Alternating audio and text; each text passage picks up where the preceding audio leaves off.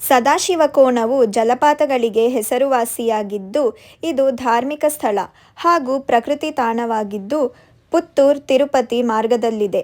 ಸದಾಶಿವ ಹಾಗೂ ಅವರ ಪತ್ನಿ ಕಾಮಾಕ್ಷಿಯ ದೇವಾಲಯವು ಜಲಪಾತಗಳ ಬಳಿ ಇದೆ. ಅಯ್ಯವಾರಿ ಕೋನ ಜಲಪಾತವು ಶಿವನ ದೇವಸ್ಥಾನದ ಪಕ್ಕದಲ್ಲಿಯೇ ಇದೆ.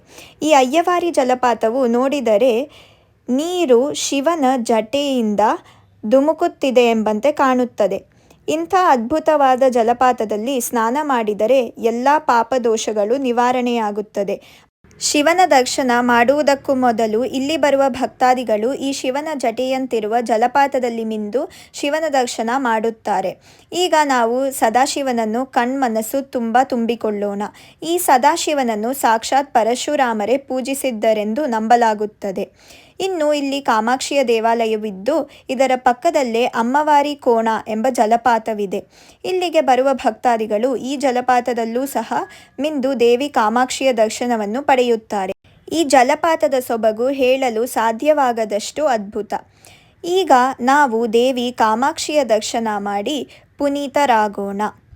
ಜೀವನದಲ್ಲಿ ಒಮ್ಮೆಯಾದರೂ ಈ ಅದ್ಭುತವಾದ ಸ್ಥಳಕ್ಕೆ ಬಂದು ಸದಾಶಿವ ಮತ್ತು ಕಾಮಾಕ್ಷಿಯ ದರ್ಶನ ಪಡೆಯಬೇಕು. ಈ ಸ್ಥಳದ ಮ್ಯಾಪ್ ಲಿಂಕ್ ಡಿಸ್ಕ್ರಿಪ್ಷನ್ ಬಾಕ್ಸ್ನಲ್ಲಿ ಕೊಡಲಾಗಿದೆ. ನಮಸ್ಕಾರ.